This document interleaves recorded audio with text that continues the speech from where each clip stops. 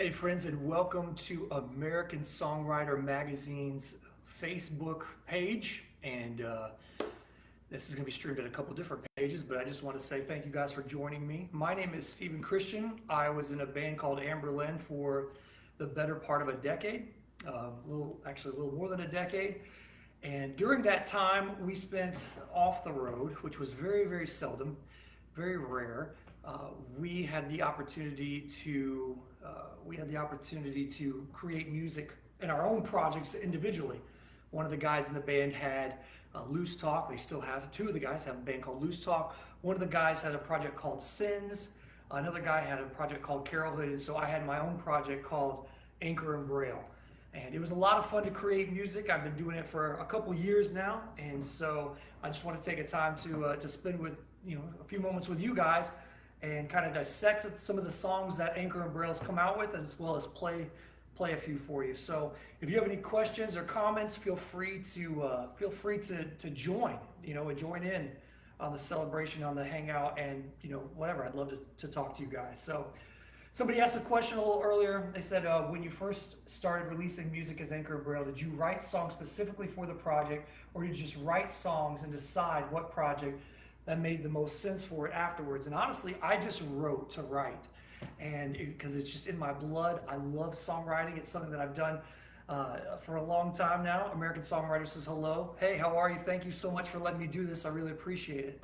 So, but as far as going back to the question, I just would write, and sometimes I would know right away, yes, this is absolutely for Anchor and Braille. Other times I would be like, oh, I'm not sure, and so I'm gonna go ask the guys in Anberlin. And sometimes I knew straight away it was an Anberlin song, and I've definitely made my own mistakes. I feel like the song "Haunting" wasn't originally an Anchor and Braille song, and that should have been an Anberlin song on Cities. That's my bad. I just did not have the self-confidence to be like, guys, please push this song on Cities. So I made mistakes.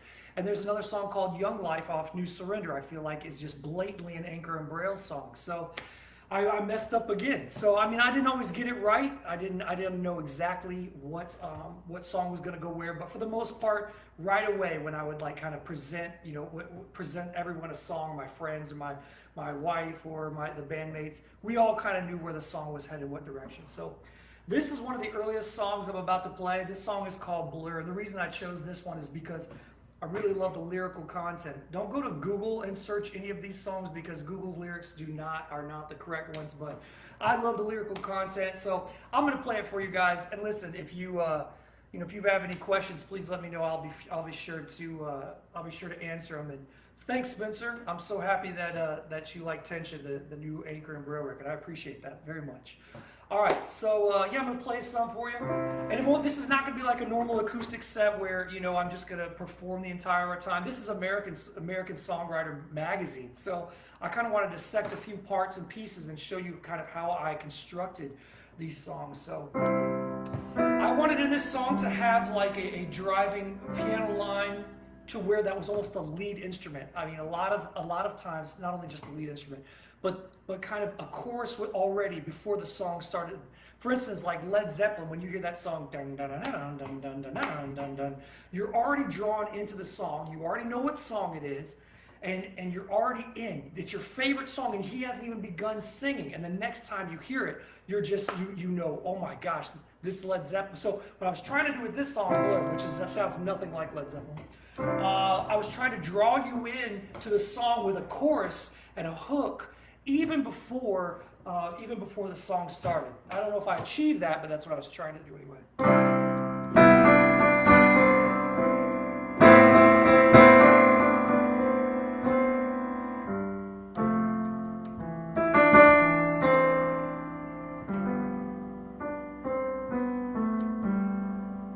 Take me down to where you think I belong. You can rescue me away that storm. You don't know no better. I'm not gonna tell you any better. Can you turn this pale water to wine? If you can do that, I think we'll be fine. And you can't raise a sinner. It's not me, but honesty that's died.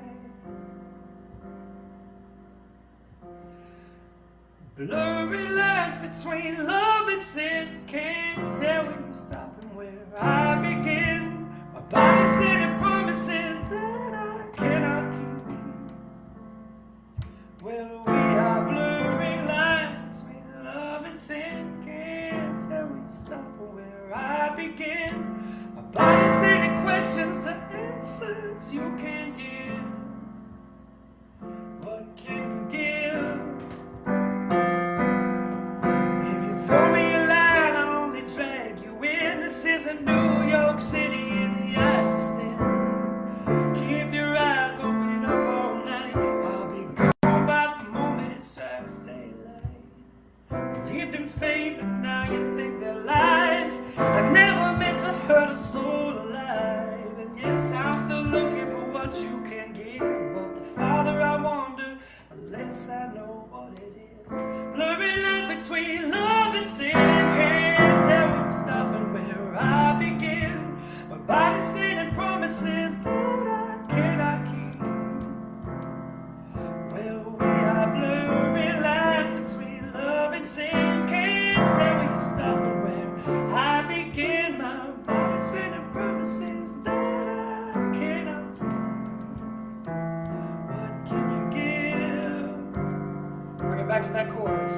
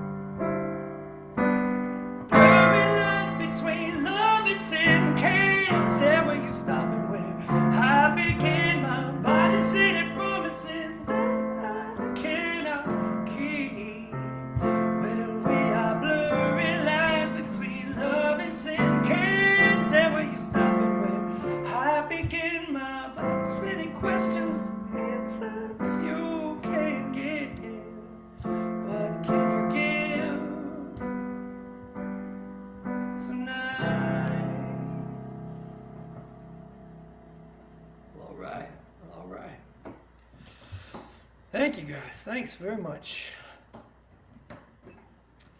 Oh, that's awesome. Thanks, Susanna. She said I accomplished it. I accomplished the chorus before the song started. So that's really cool. So this next song is called like Steps in a Dance. It was the first time where I felt confident, like writing this song. I felt confident, like wow, you know. A lot of my stuff is co-written. You know, obviously Anberlin, there's 5 of us in a band and a lot of it. But this was the first time where I was just like, okay, I feel like I can venture out on my own.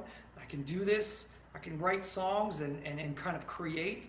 And so the first 2 Anchor and Braille records I wrote completely by myself. Not because, not to like spite, you know, it wasn't like, you know, I was trying to get, you know, like, oh, I can do this too. It wasn't like that. It was more kind of just like, I wanted a chance to test myself, to get out of my own way, to believe in myself. Again, I think it all kind of comes down to self-confidence in a lot of ways. Dude, Aaron Marsh is here. Are you kidding? Well, I was just, dude, so Aaron Marsh is an incredible songwriter, much more prolific than I am. And he actually produced the first Anchor and Braille record. He's the singer, songwriter, as well as musician extraordinary for the band Copeland. So, man, he every time I would bring him a song, it would be like 4 chords, melody, and some lyrics, and he would make symphonies on that first record. So I've appreciated everything that he's done for me. So this one's called Steps in a Dance. It goes like this. Oh, I got some questions. Yeah. Do you write solo or co-write more often? Well, I mean, during the height of Anberlin, it was definitely co-writing, absolutely. But as kind of the years have ventured on, you know, I've been, you know, writing by myself just simply because I have a lot of spare time on my hands, especially lately, and with a piano and a guitar, which I wish I was more proficient at. And if you're out there and you're an aspiring songwriter, there's a few things that you need. You need to know basic piano, know basic guitar. The better you are, the more proficient at it, man, the more that you can have input, differentiation of chords, like just understanding what's going to sound good where. The more that you can expand your musical horizons with an instrument, the better your songs are going to be in the long run. Also, learn Pro Tools, learn Logic Pro X, learn something. I know very basic Logic Pro X, and I'm talking basic, like I know how to turn on the program, but I wish I was more proficient throughout the years, because I really felt like it held me back. So if you're out there and you are a songwriter, man, start today. Go get some, go download some Pro Tools. Anyway, so this song is called Like Steps in the Dance. And if you notice, for those songwriters again out there, man, this song is only 4 chords. I don't know what chord this is. I think I didn't invent it, but I use it. But the reason that I liked it so much to do 4 chords is the simple fact that, like, one of the most prolific bands out there for songwriting is called Fleetwood Mac.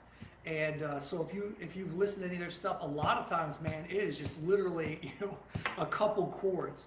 So this I'm not trying to I wasn't trying to rip them off by any means. I'm nowhere near as good, but I just appreciated how the simplicity of it lended itself to like an explosion of sound on the record. So.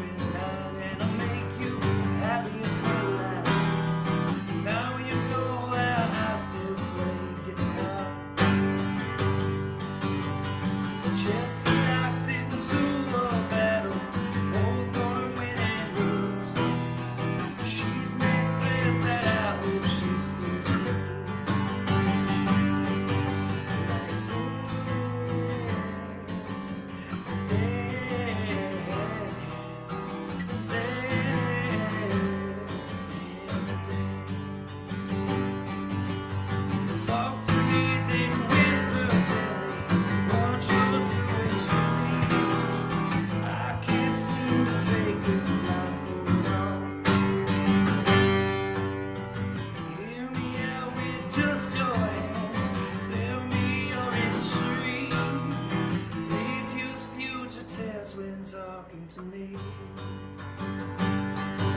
like stairs,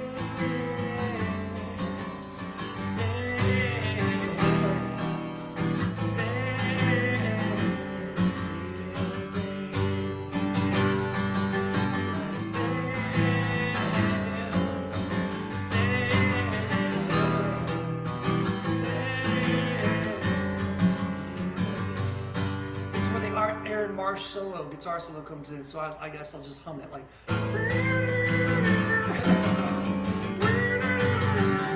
just can't do both at the same time, sorry. We'll get back to the chorus, here we go. Like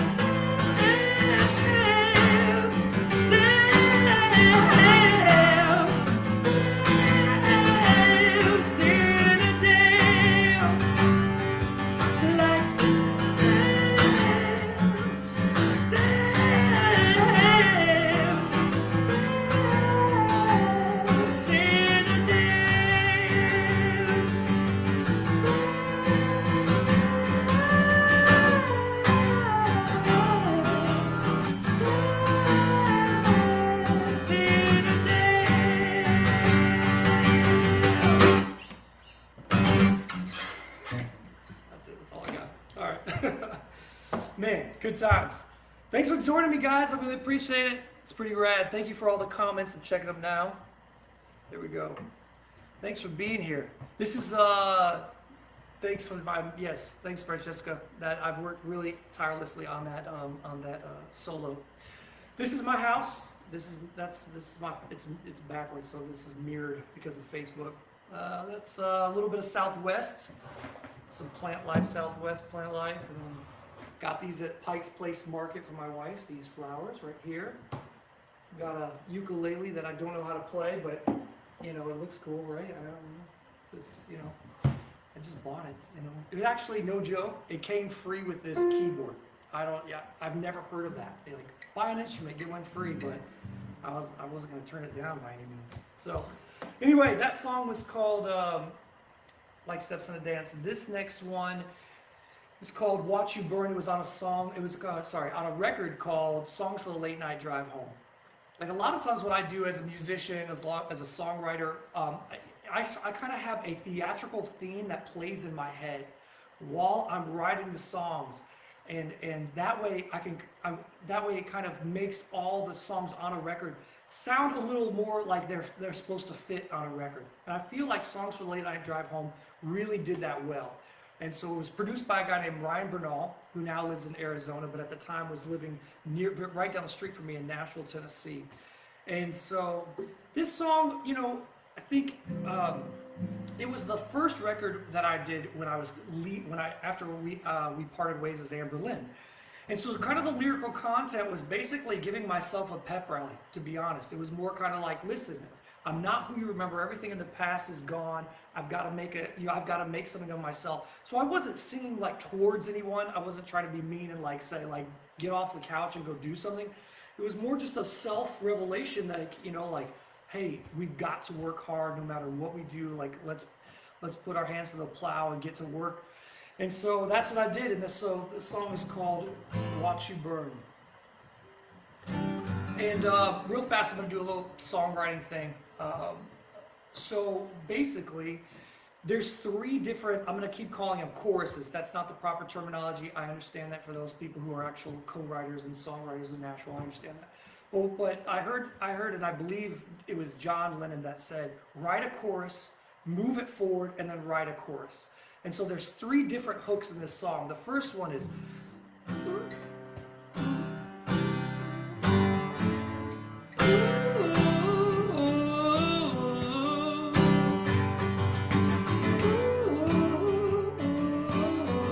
because that's one. And then the second one is like, I want to watch you catch fire. That's kind of the chorus in itself. I want to watch you catch fire. And there's a lot of instrumentation that's happening on the record that, you know, that kind of keeps it still fresh. And then there's a third chorus in there that goes like, all the right moves in all the right places, all the right lines to all the pretty faces, all the right friends on a first name basis. Okay, so then and then you don't hear that third chorus until chorus 2, the actual chorus 2 and 3 of the record, because you want to keep the listener engaged. There's something that we call burnout. And burnout is when you listen to a song, like there's a lot of like pop songs that will do this. You'll hear it and you're like, this song is so good. Okay, I'll give you an example. My daughter is into Trolls 2, the movie, and she is 6 and just turned 7, and she loves the song One More Time. It's on that, you know, it's that techno version, but one more time. Well, I went back and I was showing her, like, here's Daft Punk. And I was showing her the Daft Punk version. And by like 3 minutes of the album version, she was checked out. She was just checked out. And I know that's like a myopic way of explaining this, but because the redundancy was so strong, like she literally was just like, forget it. I don't want anything to do with it. So when you're writing a song, you know, if you notice like songs like Breaking, there's an alternate chorus at the end, Anberlin's song Breaking.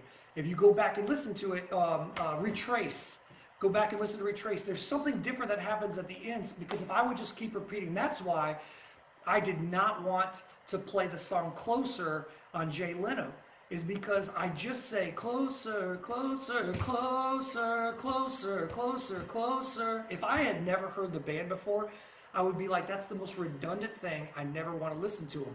And so I didn't personally want to play that song, but whatever. It's bygones. But so don't repeat yourself to the point where it's just exhausting for the listener and they're just going to skip that track or just skip your band altogether. So listen to this song as kind of like as a subject matter, And just notice how, again, I'm not the most prolific songwriter that has ever lived. I mean, when American Songwriter magazine reached out to me, I thought they got the wrong email address. I was almost positive, because there are so many better songwriters. But in this case, I've stolen from some of the best as far as learning their tricks and trades, and just yeah, and applied it to this song. So this is called "Watch You Burn."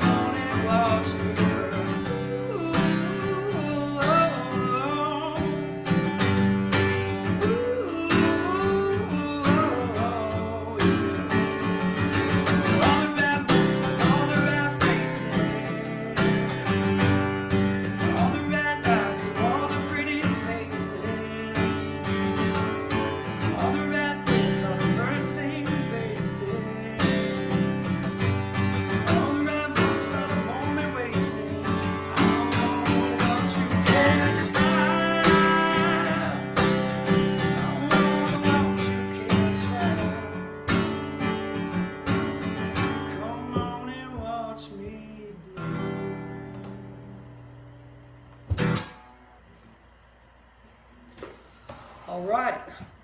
Thanks, guys. Thanks for being here. This is awesome.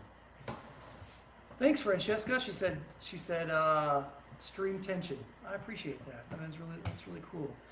Still one of my faves from Anchor and Braille. Thanks, Matthew. I appreciate that.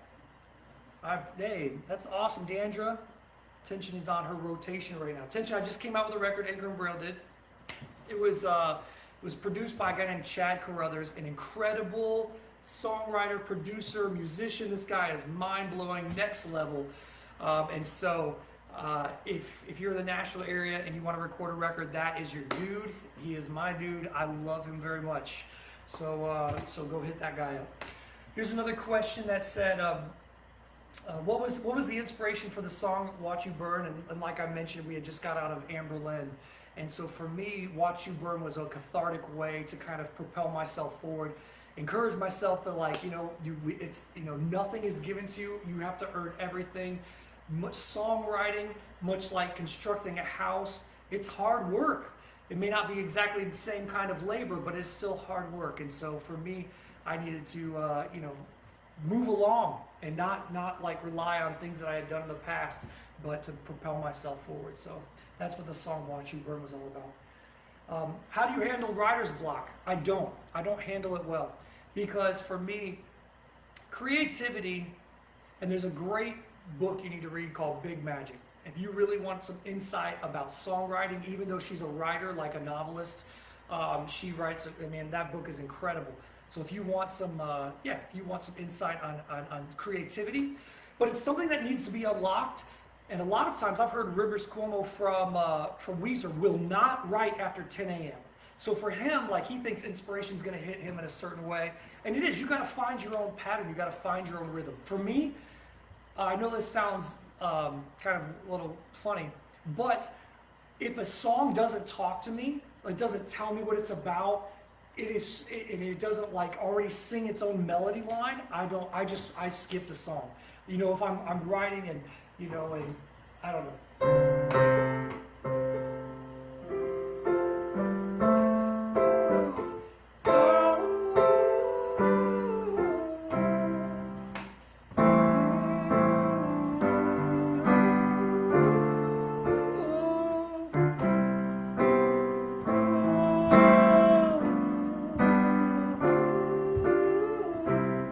So right then my brain switched into, like, I caught a melody line.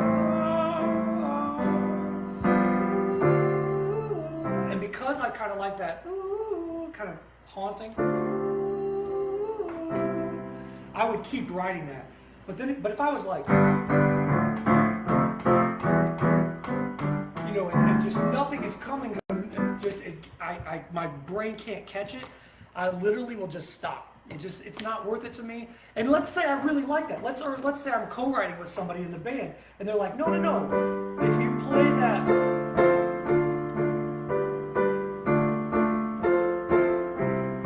and they say, no, that chord progression, you hear it? I hear it. It's and they like it. I'll come back to it another time.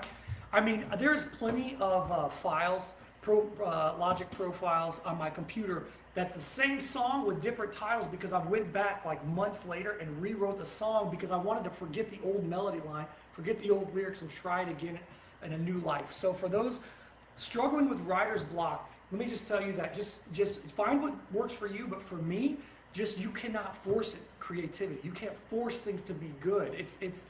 It's kind of like building a bridge, and they're not connecting, and you just keep building the bridge, and it completely misses each other.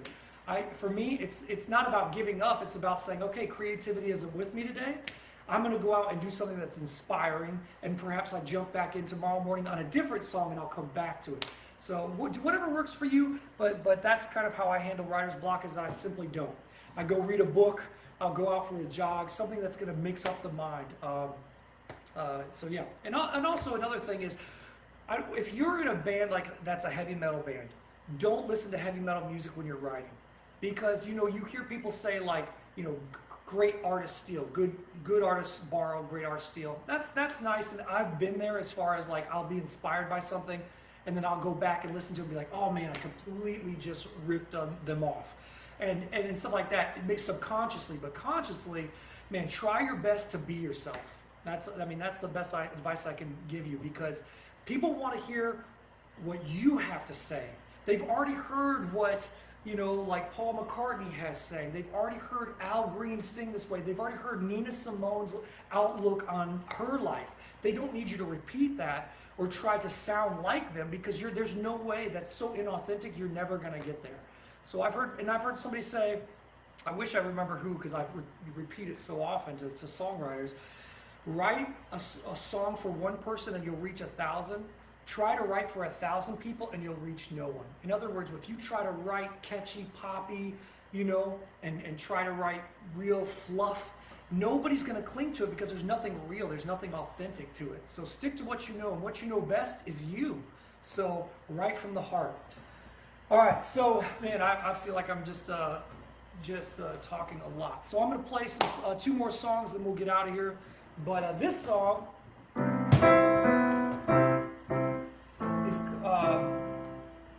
is called Dangerous. It's off the record Tension, and so it goes like this. And it's the first song that I ever wrote with my wife's name in it. So her name's Julia, and so this one I wrote about her, and kind of like when we first met, our connection when we first met, and just the trajectory she was on in life and the trajectory I was on in life, and try to reminisce about those days. Cactuses. It's kind of like a theme. All right.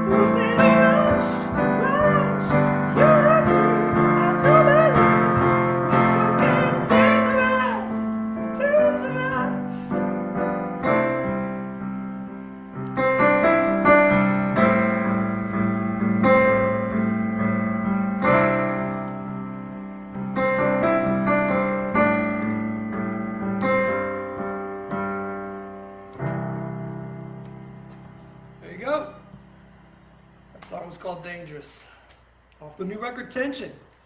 Go out and stream it wherever you stream. There's vinyl. I'm just gonna push it right here. I mean, it's just shameless self-promotion. Yeah, you can go out and buy the vinyl. There's only 500, so I've got 2. So now you're down to 498 left. So anyway, let me show you something real fast. Since you're here, I was just talking about how that. Since you're in my house, how'd you get in? How'd you even get in here? So I was just talking about like being inspired by things, but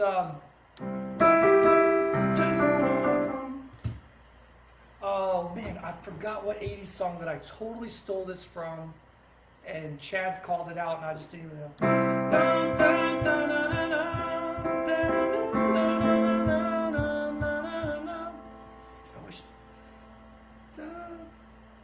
They told me so. No, no, no. Oh, girls just want to have fun. I think I stole Girls Just Want to Have Fun on Dangerous. So anyway, see, it's one of those things. I was inspired by it. Didn't even know it was just kind of in the subconscious. But it was there, and I stole it. So subconsciously. So please don't sue me. Thanks. All right, so this is my last song. Thank you so much for hanging out with me. What is on the horizon next for Anberlin? And that was the question that was given to me. And honestly, that's a huge question mark. We definitely want to tour again. We absolutely want to tour again, man. We miss it so bad. We just did a live stream the other night, and it went awesome. People loved it. I loved it. You know, it was so much fun. So we're gonna definitely do those again. I think next time we're gonna have like special guests. We're gonna do like an album, you know, specific, because it was just too fun. But it doesn't make up for touring. So even when we get back into venues, it's not like we're just gonna be like, no, we'll do live stream only. No, we want to be there with you guys. And then also, Anberlin is writing a new record. Speaking of songwriting, we are in the process of it.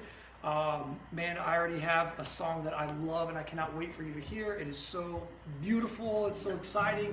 But again, we don't know when that's going to come out. We don't, you know, the record is not written yet. I think I have like probably 2 album songs, probably 8 songs written, but only 2 of them will end up on a record. So we're excited. I hope you guys are too. I want it out in 2020, same with, like Paul said, he just said 2020, but the rest of the guys in the band, they don't feel as optimistic as you do. So Cyndi Lauper, yeah, Cyndi Lauper, do not sue me. I'd appreciate that. Anyway, I promise I did not do that on purpose. It just afterwards, he was like, you know what that sounds like? Anyway, so this song is called The Feel Good Drag. I'm trying to tell you anything about it.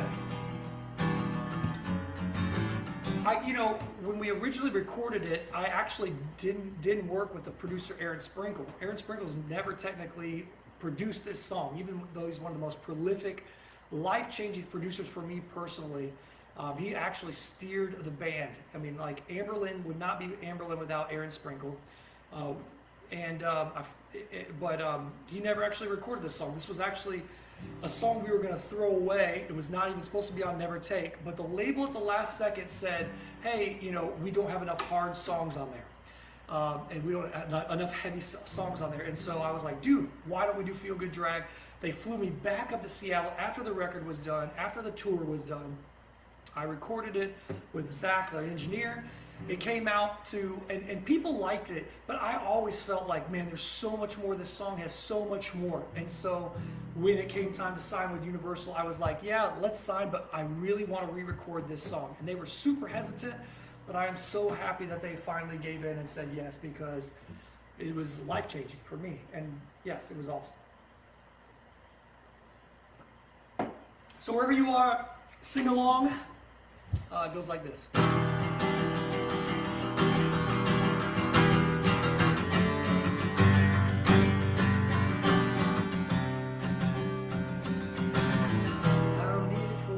She said, and we can stay for a while. Our friends go, we just pretend. At least there need no introduction. Our rules are great and sick. Your time I seem to invite. Tell me, where do we begin? Was this over before we never begin? Your kiss.